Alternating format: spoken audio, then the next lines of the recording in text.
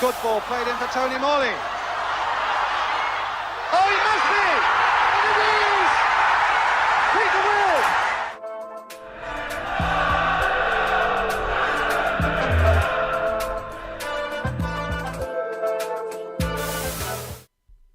Good afternoon, Villa fans. Good evening for those of you listening in the UK.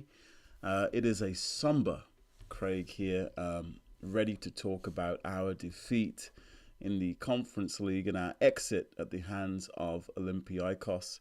I am joined once again by my good buddy Andy. Hello, Andy. How are you feeling?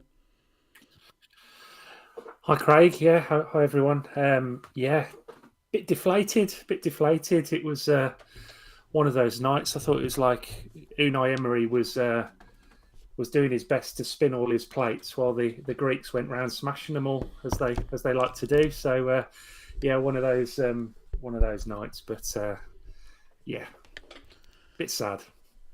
It is a bit sad. It's been like an incredible journey, I think, and we want to be grateful for that. Absolutely.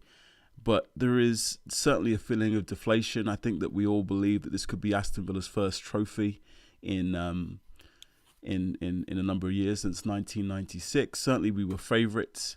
But it wasn't to be. Obviously the season's not dead, and we'll talk more about our Champions League survival. But I guess we should take a moment to mourn the loss of a potential trophy, Andy.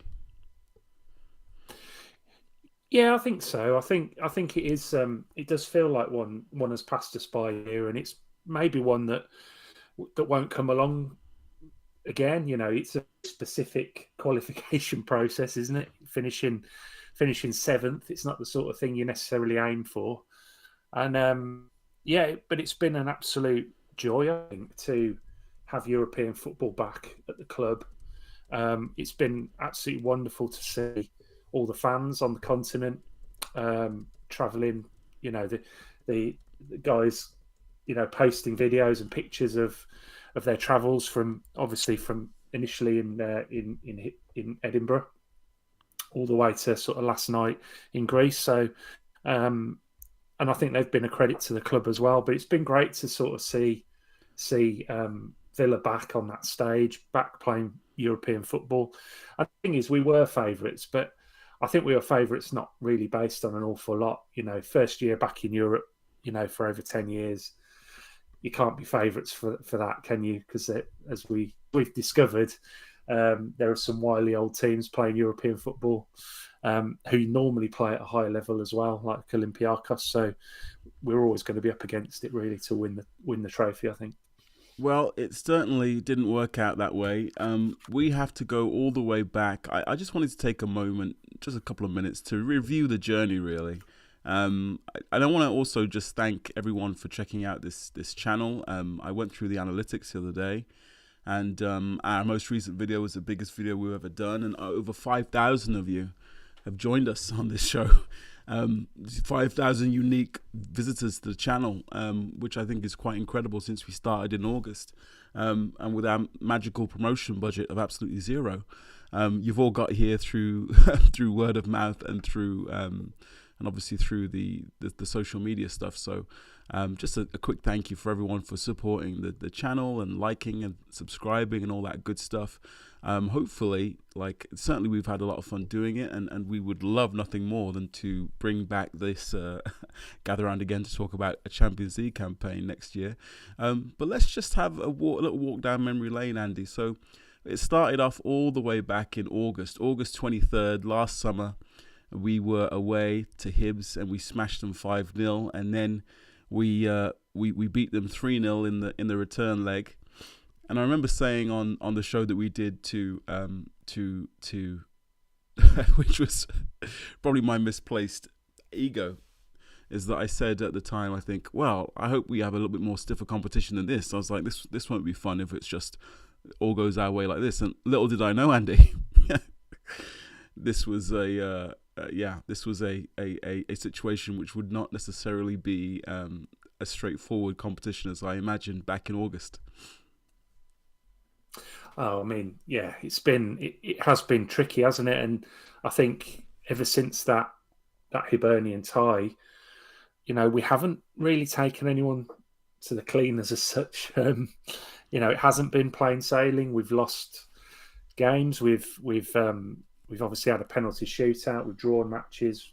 It's not been plain sailing by any stretch, and I think it's been a real learning curve, not only for the players but also for us as fans. That we should know really.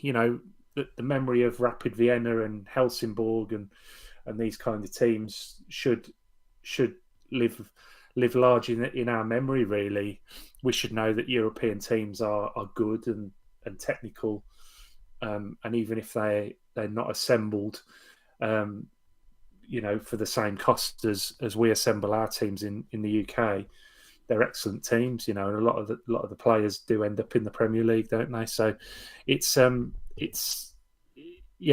going to be plain sailing. Obviously, that first tie was lovely, wasn't it? Nice little introduction. It was like a couple of extra pre-season friendlies, Craig. It was like a couple of extra pre-season friendlies, and but we soon learned just a few days later, in September 21st, 3-2 away at Legia Warsaw, and then a couple of weeks later home 1-0 against Brzezinski, which I still can't say after a last-minute header from John McGinn. And if we were under any illusions after those two games, after the Hibs games, Andy, we were given a rude awakening away in Legia, and also when Zerinski came to town with their Mayo bottles. I think it was actually the team with the Mayo bottles, but the level of competition was certainly much starker than what Hibs had to offer. Yeah, for sure. These teams are, well set up, well organised. They've got good players, good technical footballers. And I mean, the Zerinski game was interesting in as much as, we were really up against it to break them down. And eventually we did, and it always felt like we would. But I think it was the 94th minute, wasn't it, that McGinn got that header. And I mean, the roof went off the place, didn't it, at Villa Park? It was a really hard-fought win. And if we hadn't have got that win, we might have struggled certainly to win the group, but maybe even to get out of it. If that would have been a bad start, wouldn't it? A win and a draw in those a loss and a draw in those first two games. So it was good that we really needed that win after the Legia result. We did, and then we bounced back in major style. This is a first kind of. This was where I guess this was almost our European coming out party. We go to AZ Alkmaar away, what was on paper the toughest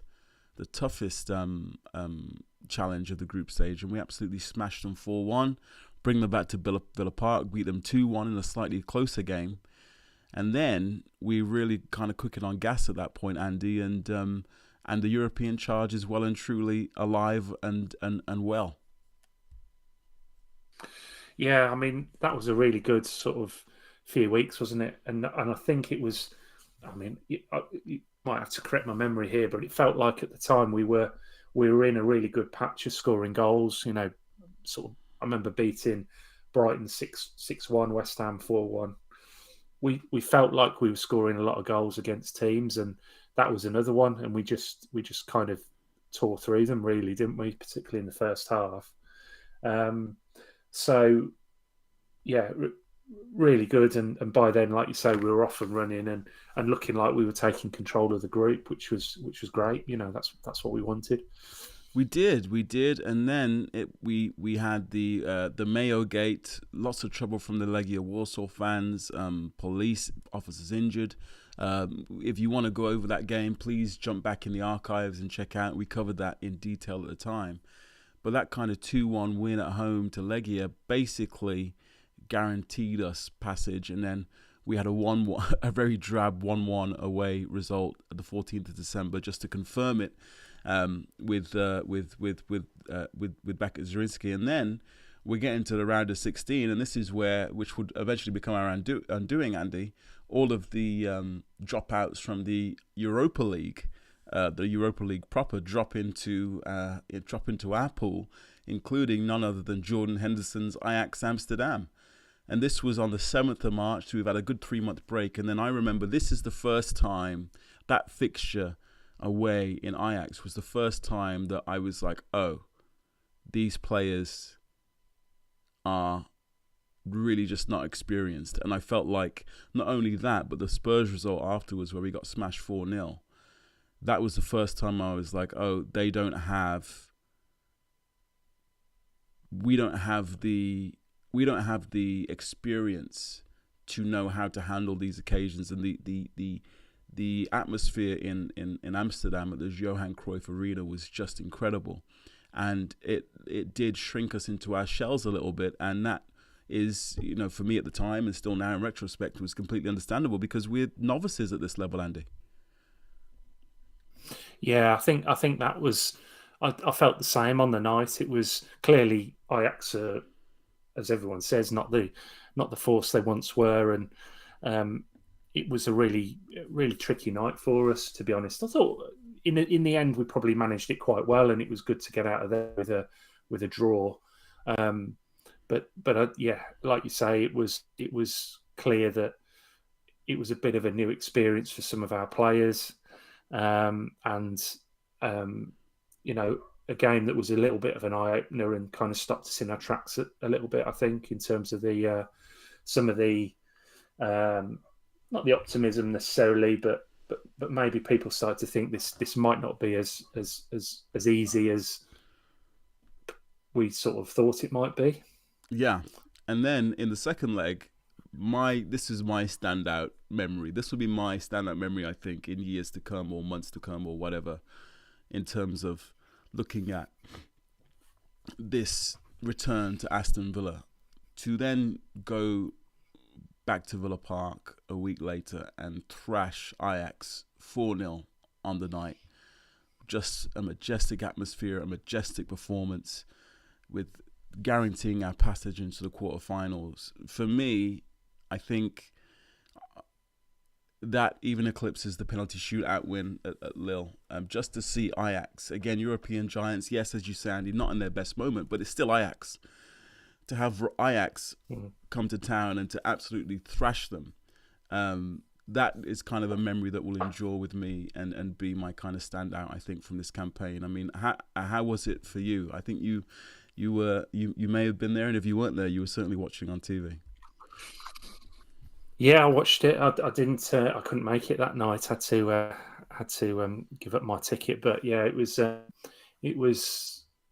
absolutely sort of dominant display, and particularly, I think in the second half when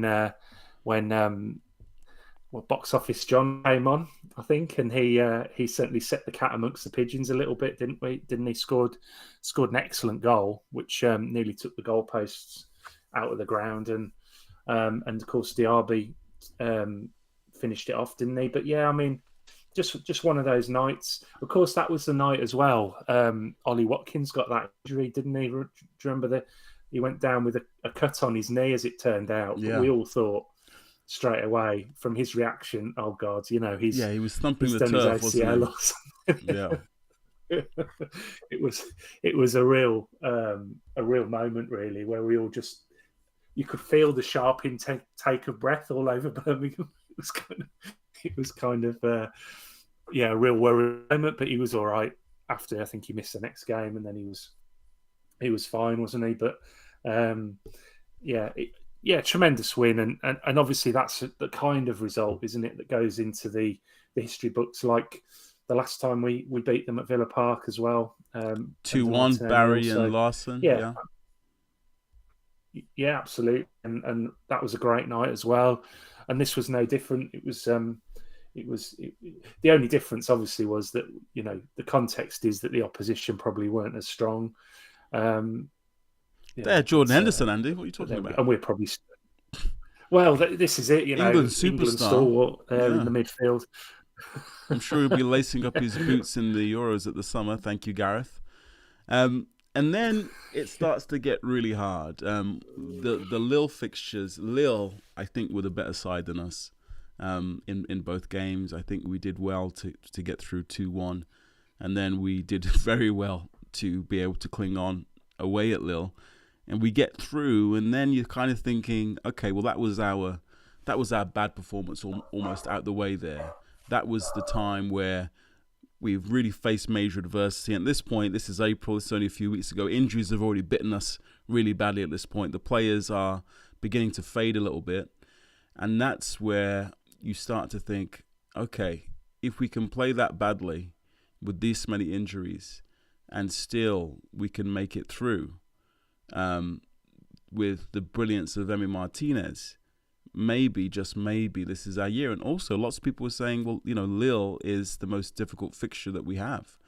And it certainly proved to be the second most difficult fixture that we would have. But we made it through, Andy, and we got back to be in the semi-final. I mean, were you thinking the same as I was thinking when we win that penalty shootout? Okay, that was our moment of adversity here. We're gonna win this now. Yeah, I think so. I think you sort of you sort of count your lucky stars after a result like that, don't you? But you sort of reflect on it in the way that I think every team that's probably ever won any kind of tournament, certainly any World Cup or anything like that, always has a dodgy round, a dodgy game where they get through on penalties. Certainly, Argentina would have had that in the last World Cup. Had games where they'd maybe consider themselves fortunate to get through. So you put it down to that, really. What I did like today, just sort of reflecting on last night, I did consider whether in the long run it might have been better to have lost that game in a way, considering what's happened since in terms of our injury, drop off in performances and that sort of thing. But you can't beat a win like that, and I actually think it set us up really well for the next game. I think it was Bournemouth, and we expected the players to be absolutely shattered, and they put in a great performance that day, and I think that was off the adrenaline of winning that penalty shootout. It's always great to win like that, particularly away from home, and it certainly would have been a game that the travelling fans would have really enjoyed. I certainly enjoyed it. I didn't enjoy the match, but I enjoyed the penalty shootout. So I mean, it was it was good. It felt like the players really stood up. I think that night there were big performances. Obviously, Martinez led the way, but I felt like Tielemans, really showed what a tough competitor he is. Really, we've perhaps seen him as being a bit lightweight and a bit kind of, not wanting to necessarily be doing the running. But I think he really put in a shift that day and sort of showed that he can hold that midfield together. And he's a class act. Really impressive. I think I agree with you. He started slowly, but he's a class act. And I think we've seen how much we've missed him in the last two games. I mean, without Tielemans, since he went off at against Chelsea, we're 2-0 up. I don't think it's a coincidence that we've been absolutely wretched ever since. Because he also was out of the team for a lot of earlier in the season. He was one of our fresher players. He hasn't been run into the ground so much. I mean, because if we remember back at the beginning of the season, he was popping up in press away on international duty, talking about problems with not playing, and he came to Villa to start and all that stuff. And we were like, well, do you talking on the pitch, mate? He started to do that, and his.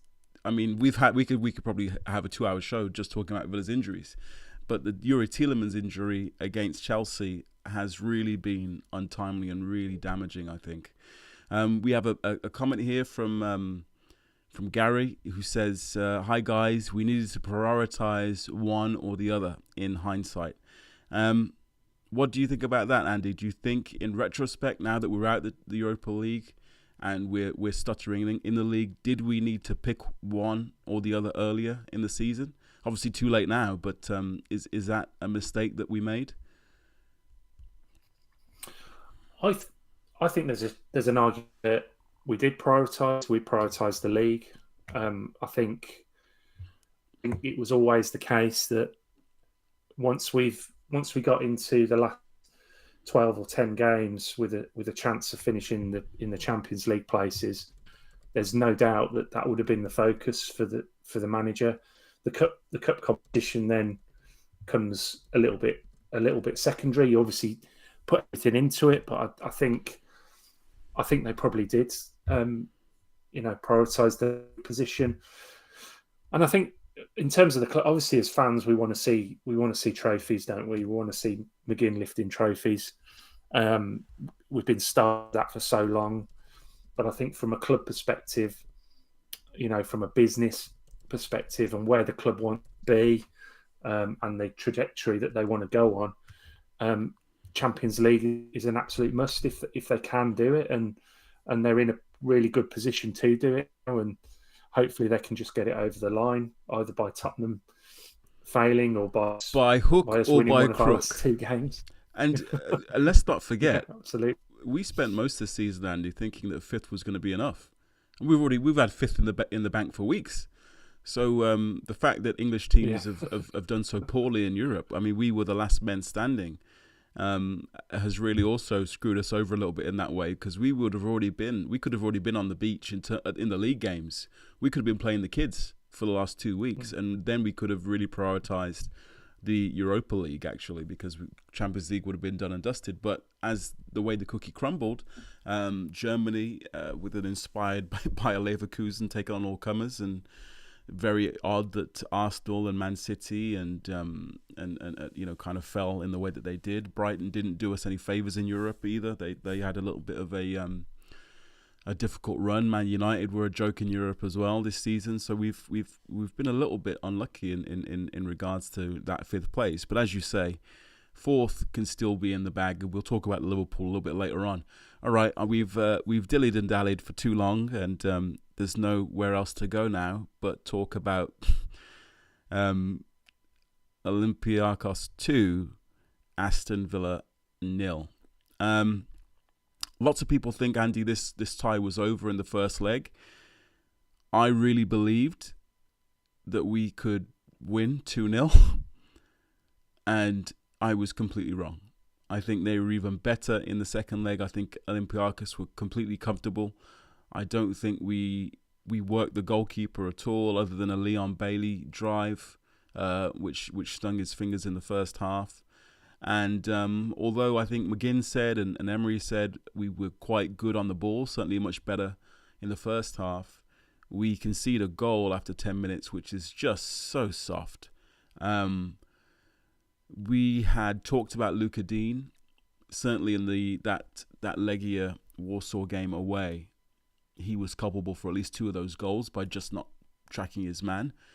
And we saw the very worst of Luka Dean last night defensively for that first goal. The Olympiacos man is just on his own and left to tap into an empty net. And it wasn't and Luka Dean is on the edge of our 18-yard box. I don't know, sunbathing, having a cigar. What was am I being too hard there, Andy? Or, I mean, it was schoolboy stuff, wasn't it? Yeah, I mean, I suppose you'd have to know what his role is in that regard, and whether that's the striker is his man. Certainly, Torres had lost him as well, hadn't he? I think as well the disappointment was, it's almost like, I mean, we know from old what Podence can do, and we've given him one chance to cross, and McGinn sort of slid in and said, "No, that's not good enough. Here you go, have another go." And he's just played in the I don't know who it was, but played in his teammate, hasn't he? Really, really nicely to cross the ball, and he's found the striker there, completely unmarked, and it was an easy finish. Very disappointing way to concede. All the build-up was about, obviously keeping things tight. We couldn't afford to concede another goal, and at least until we got on the score sheet at least once. So it was really, really disappointing. I think Watkins had a little opportunity not long before that, which may be a little bit unlucky, but it did feel like we were in control of the game. We were taking it to Olympiacos before that, but then I think that goal just really knocked the stuffing out of us. And when we couldn't get back into it before half time, I think it was dead and buried then. I mean, is there?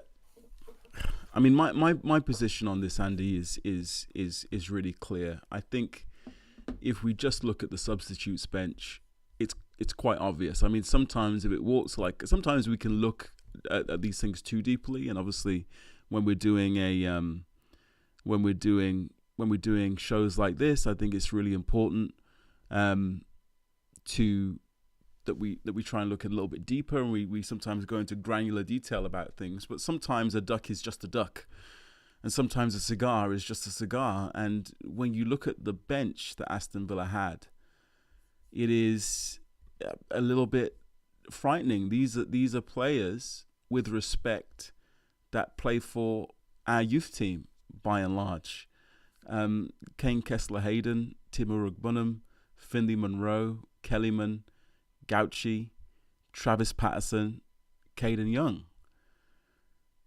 With the best will in the world, those are not players who are typically on the bench. Irogbunam is, let's be fair, but Duran, Olsen, and Irogbunam are the players that you would expect to see on the bench, and the rest of them, just not so much. And again, we have 2 goalkeepers named, and we still are 1 substitute short, which means your starting 11 then is they're completely gassed. They're done physically. They're done emotionally, and we've gone to the well one too many times, and the well is now dry. That's my reading of it. I've seen other people on and obviously credit to Olympiacos as well. They deserve to win, so no qualms there. It's not their fault that we were so depleted, and they've taken advantage and they've executed their game plan perfectly. So credit where it's due there. But when I'm seeing comments from some Villa fans that we've bottled it, that this is typical Villa. I mean, I wish it was typical Villa. This is the second European semi-final in our history. I mean, it'd be, if it was typical Villa and we were here every year, no problem. But this is not typical Villa. It's not typical for Villa to be in European semi-finals. I'm pretty old, and this is the first one of my lifetime. So it's not typical Villa, is it? So just comments like that. Sorry, just comments like that, and we've bottled it. And typical Villa, like it. I find it a little bit irksome. And I'm not here. It's not for me to tell you how to be a fan. You be a fan however you want, and I'm certainly never going to get into any arguments with people on Twitter. Are we being, as a fan base, are some of us being a little bit short-sighted? Are we a little bit ungrateful? Or am I wrong? Did we bottle it, Andy? What's your position?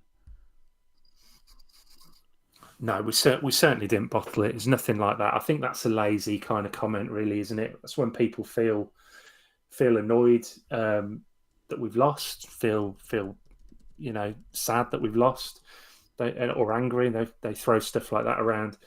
It's not. They certainly didn't bottle it. They lost because they didn't have the energy. They didn't have the legs, and they come up against a pretty dynamic outfit with a really good coach. This coach, remember, won the Europa League last year. So this is a guy that knows what he's doing in Europe. Just because we've only heard of one of their players or whatever it is, it doesn't mean they're a bad outfit. They're in the semi-final for a reason. We certainly haven't bottled it. I think if anything, we've just been a little bit naive as a group. Me and Dan were talking about this on the podcast this week. That there's that there are a lot of these teams we're coming up against are used to playing European competitions every year. They know how to navigate it, and all right, our manager does, but the players, this is new for a lot of these players, and it'll stand them in good stead going forward. They've got to the semi-final. It's certainly not a bad effort. Best we've done in Europe, like you say, since 1982, and I think we have to be quite pleased and quite proud of that. Yes, it's disappointing, and yes, it's okay to criticise the performance on the night, and we can talk about things, and people can mention things and say things that didn't go well, or what, that's all fine, and we can do that for every game. But in the grand scheme of things, this is still a great achievement. We all wanted to be in Athens, on the 29th of May. That's football. We haven't made it, and there's no point. There's no point suddenly turning on the players. They've done a great job, and they're about to qualify for the Champions League. So it's hopefully, but it just was. They've had a bad week against this team, and they've. It's disappointing because it feels as well like a bit of a thrashing, doesn't it? And it does. And it feels like we haven't really. It was. I mean, it was a thrashing. Done what we should have done. Let's not try and dress it up. 6-2 is 6-2 across two legs is a beating. We have a couple of Olympiacos fans in the chat here. So, like a man, just want to offer you some congratulations, and to all the Olympiacos fans who are watching, hope you win, go on to win it. Fully deserve it. Obviously, as an Aston Villa channel, we have to talk about things through the lens of Aston Villa and the context to us. But full credit to Olympiacos. I don't think you'll find any or too many. You'll always find one or two, but I don't think you'll find too many Villa fans who are going to begrudge Olympiacos or say that you didn't deserve to win. So congratulations to them. Gary, go ahead. Just like to add, sorry, Craig, that their fans at Villa Park were absolutely magnificent. Absolutely, probably the best of the away fans we've had. Absolutely tremendous. And I think last night, when you see how they are at home, they're getting there 2 hours before the game and creating an atmosphere. It's just absolutely tremendous. So yeah, I hope they do go on and win it. I hope they win it in their rival's stadium. Well, that remains to be seen. I will certainly try and watch the final if I'm available. I'd like to see it and see what happens. I've invested so much time into this Europa Conference League that it would be. I will like to watch the final and see what happens. Gary wants to know your thoughts on Diaby, and we can talk about some individual performances. I think that's fair. Diaby did well, obviously in the first game, but he seems to be one of those players, and I'm very wary of the Leon Bailey effect here. And Diaby may come back next year a different beast, but certainly with Diaby, I do sometimes get the feeling that he is not contributing enough off the ball, and if he's not completely happy, it seems his performance has suffered. Is it that is he just another one, Andy, running on fumes? I mean, I guess we can review it now. What do you think of Diaby? And this is our record signing. Should we have been looking to him a little bit more as a leader to drag us through, or is he just not that guy? I think it's interesting with Diaby, actually, when you think he came off, didn't he, after 57 minutes last night? And bearing in mind, Leon Bailey's knee was strapped up and he'd had an absolute whack on his knee in the first half and was in agony. And yet Diaby was the one that came off. I mean, it was telling, I think it would have been a night to take Bailey off. And give his knee some rest for Monday night. But went with Diaby, and I think that's symptomatic of the fact that at the moment he's not changing things for us. He's not imposing himself on games. He's contributing in terms of goals and assists, as we've talked about. His numbers are not bad this season, but in terms of the game and affecting the match, he's just not doing it. Leon Bailey, sorry to switch on to Bailey, but this man has become an absolute warrior. He's, considering all the criticism, he's had some criticism off us. We called him, I think, gingerbread ankles or something. I can't remember what it was, but he was gingerbread Bailey, obviously injured an awful lot, and we didn't feel. Yeah, we didn't feel necessarily, putting putting in what he could at times, maybe. But he's like a man possessed at the moment. He's absolutely at the forefront of everything Aston Villa do, and he will not give up. His attitude and his mental strength is incredible, I think. And he's been playing with an injury now for weeks, with that knee strapped up. Not to interrupt you, but would we have said similar? Would we have said this about Bailey 2 seasons ago? Would we have said, "Oh, this is a leader. This is someone who's gonna play through the pain for us"? Would we have said that? Do you think? No.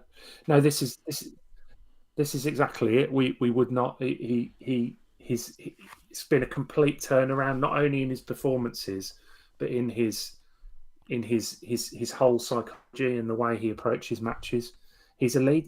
And you can see it the way he celebrates goals now. And that shot of him when he came on against Lille, trying to get everyone focused and get everyone, focused on just getting that goal and getting to extra time. I just think this is a guy who just is impressing me more and more every week.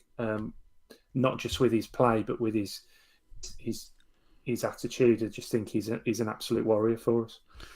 So speaking of absolute warriors, someone who is an absolute warrior for Aston Villa, and I think who was getting a lot of heat online, is Matty Cash. And we've talked about Matty Cash a lot on the show, but I want to say that in terms of whatever you feel about Matty Cash's qualities, and we have questioned them here, particularly his crossing, and I also don't think he's a right winger. But one thing I would never question with Matty Cash and all the lads really is their hunger, their desire, their heart, and their willingness to just put it all on the line for Aston Villa. And I can forgive players not being good enough, because we've had plenty of players over the years who weren't great but would kind of die for the shirt. I know that's a bit of a cliche, but I don't think. Yeah, I think you can question some of the players' quality, and Matty Cash comes into that. I think he's probably the weakest technical player in our starting 11. But what he lacks in technical ability and ball progression, I think he certainly makes up for in terms of heart, spirit, and just being a good egg around the club. Andy, I mean, what do you think? Lots of people are saying that Matty Cash has come to the end of the line here at Aston Villa. I think he can hang around. Gary thinks that Cash should stay as a squad player. Where do you sit? I think I would like to see him stay. I like Matty Cash. I like what he brings to the team, to the squad. You can obviously make comments, and I'm sure I'm convinced the Monchi and Emery are looking at that position the same as they're looking at the left back position and maybe one or two other areas of the team as needing to strengthen. I think we weakened that position when we let Ashley Young go in the summer, but Cash has been tremendous for the club. He won the Player of the Year 2 years ago, I think, or 3 years ago. He never gives anything less than his best, and he offers something, I think. And if he's prepared to be part of the squad, then absolutely, love to keep him, because what a player to have, what a player to be able to bring in and use in a kind of in different ways, in a back four, in the midfield or whatever, or use off the bench. I think that's actually where he's best when he comes off the bench. I think he injects something into the team. I think he's really good. I think he maybe lacks a little bit of confidence to go forward, and you see this kind of checking back an awful lot.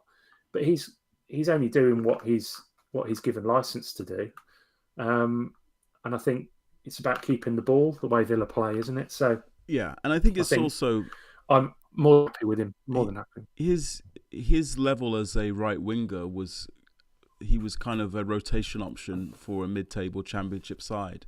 And that's not me being unkind. That's just the fact of it. He was a mid-table winger for Forest, didn't always play. And it wasn't until I think Sabri Lamoshi moved him to right back that he came into his own. I think that he's definitely a Premier League right back. But when you're asking him to be a right winger in a European semi-final against really wily wise, excellent Greek opposition, I think that might be a little bit unfair to him, actually. And I think it's probably fair to say that we wouldn't necessarily see him there if we had some of the other options available, like a Tillemans or a Morgan Rogers or a Zaniolo or a Buendia. I can go on and on. I won't. So I think that's also something to consider too. So Andy, we go out. We've gone out. I've still avoided talking about the game, but another 2 goals from El Kaabi. He has absolutely had our players on toast. And I said yesterday in the group chat, and I'll say it again here, I think there's a certain type of player that we just cannot deal with without Tyrone Mings, and I think this guy is one of them.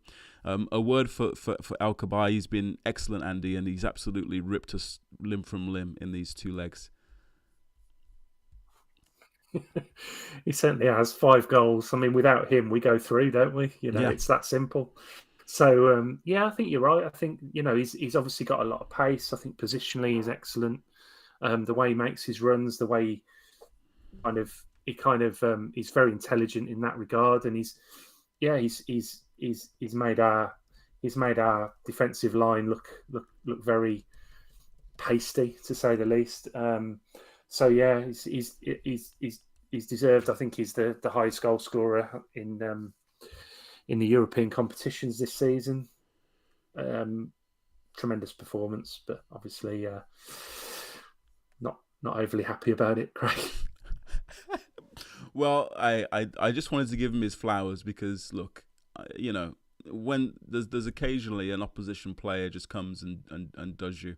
Our former manager, I remember him rocking up to Villa Park once. This is probably the early to mid 2000s. And Steven Gerrard just absolutely killed us. He was just a one-man band. He ran the whole pitch. He was everywhere. He was bigger than everyone, stronger than everyone, technically better than everyone. And there's just occasionally, and I don't think El Kaabi is that guy, but sometimes a player just kills you and you have to give them the flowers. So flowers are given. Let's move on. So Aston Villa now, Andy, we have 2 games remaining. We are at home against Liverpool on Monday night under the lights. Win that game and we're in the Champions League. Unfortunately for us, Liverpool seem to have hit a rich vein of form, and as have Crystal Palace. Now, if we were playing Roy Hodgson's Crystal Palace from earlier in the season, I would be pretty happy to say that we could win or lose the Liverpool game. It wouldn't matter. We would go to Roy Hodgson's Crystal Palace and turn them over quite comfortably. Particularly as that's 2 weeks away, and I would like to think we'll have at least Tillemans back and maybe Moreno and Zaniolo and possibly even Rogers as well. And maybe even Buendia, Andy, who's back in training. But anyway, I would have been really confident to tell you that we're going to beat Crystal Palace anyway, so it doesn't matter what Spurs have done. But just in the last week or two, both Liverpool and Crystal Palace have just come out of nowhere and found a bit of form. So how are you feeling about the Liverpool game, first of all, Andy? You'll be there, Villa Park, Monday night under the lights. Champions League qualification is still in our own hands. But we are depleted and we're weary, Andy. Can we do it against Liverpool on Monday? Yeah, I think we can.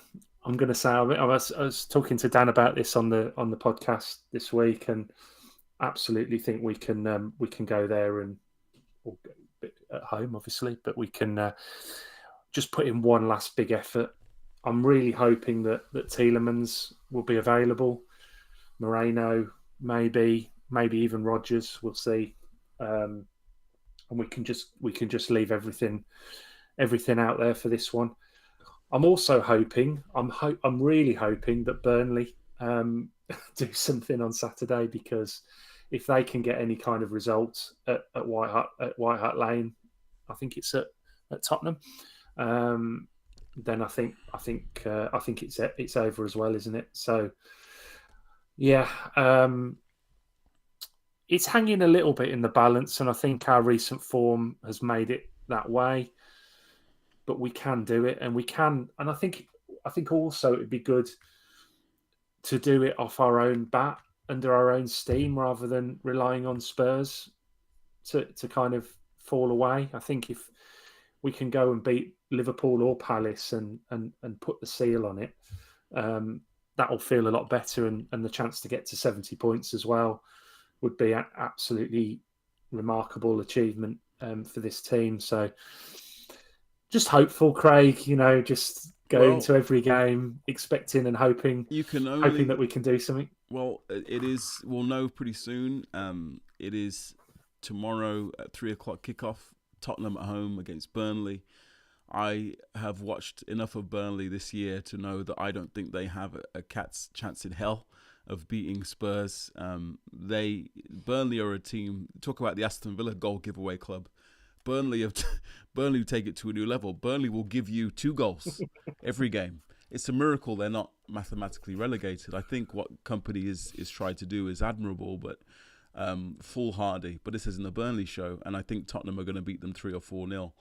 And then the big one, Andy, if we don't beat Liverpool on Monday night, and the Champions League qualification is allowed to roll on for another moment, the big one is 8 p.m. on Tuesday night, 24 hours after the Aston Villa-Liverpool game. Tottenham are at home to Manchester City. And this is the fixture that most all the Villa fans are looking at as being the one that could seal the deal. Tottenham do have a decent record against Man City, and they are at home. But we also have the added wrinkle of there are lots of Tottenham fans that do not want Arsenal to win the league. So does that come into it? But this is the thing. This is what you're saying. I mean, there's so many permutations still. Permutations? Yeah, that's right. There's so many ways this can go. It would just be beautiful if we can go against Liverpool and take it out of doubt, take it out of our hands. Any players that need resting then can rest. We have a Copa America coming up in the summer. There's the Euros in the summer. So some of our bruised and battered lads can take a minute there to rest. All right. What is your score prediction for the Liverpool game, Andy? Aston Villa versus Liverpool, Monday night under the lights. What are you thinking? I'm trying to remember what I said on the podcast. I think I said 3-1. No, 3-2. I said 3-2 to Villa. Yeah. So I'm going to stick with that. Why not? Why not? Ollie Watkins to get to 20 goals, maybe 21. I happen to think that Liverpool are going to give us a hiding. So sorry about that. Okay. Not to piss on anyone's chips, but I don't think. I think it's going to be 2 or 3-0 to Liverpool. I think Liverpool are literally the last team that you want to be playing. Gary says 3-1 Liverpool as well. Liverpool, who are fresh, starting to get some players back. They've got nothing really to play for, but the end of the Klopp era. Look, I mean, if Klopp really likes Aston Villa, he'll do us a favour and play the kids. But I'm not sure he'll do that. I'm predicting a 2-0 defeat to Liverpool, and I think Man City beat Tottenham comfortably on Tuesday, and I think that's it. We're in the Champions League, but I don't see where the goals are coming from. I think Diaby and Bailey together aren't really working. Bailey's playing on one leg. Watkins, it's not like he's been missing a hatful of chances. We've just stopped the chance creation.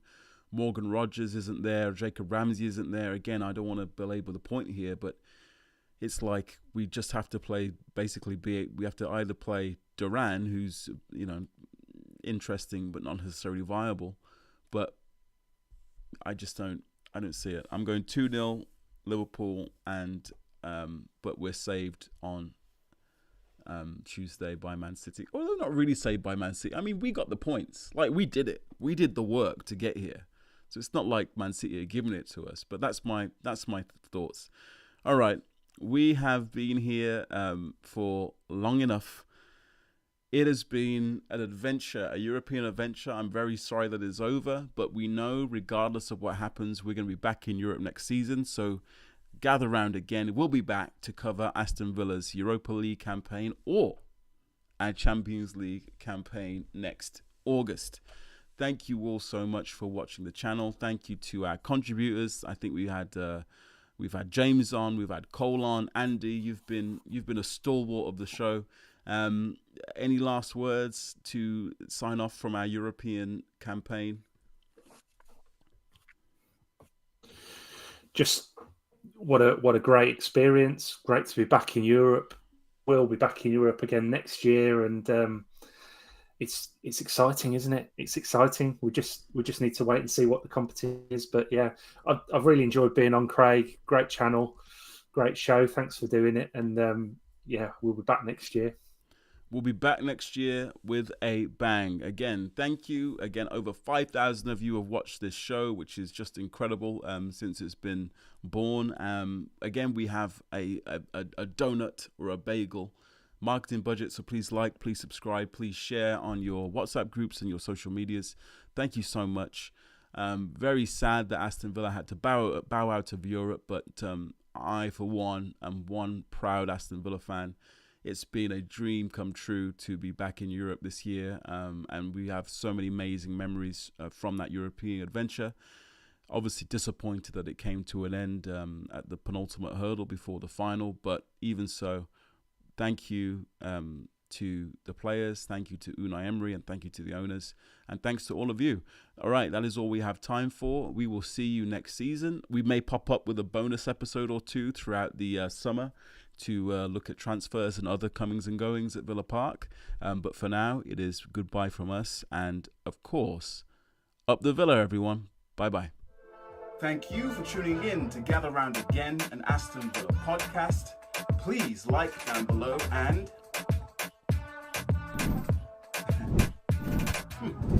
subscribe. Up the Villa. Daly and Atkinson on one of those great runs. What a run by Daly and Atkinson. Atkinson again. And it's Dwight York.